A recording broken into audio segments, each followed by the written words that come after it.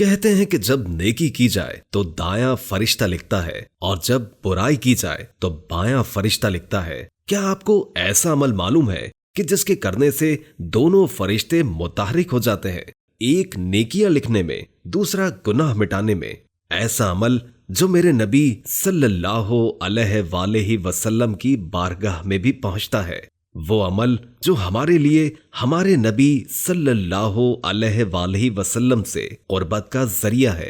ऐसा अमल जो नबी करीम सल्लल्लाहु अलैहि वसल्लम की मोहब्बत हमारे दिल में जगाता है। वो अमल जिससे दोनों कांधे पर बैठे फरिश्ते मुतहरिक हो जाते हैं।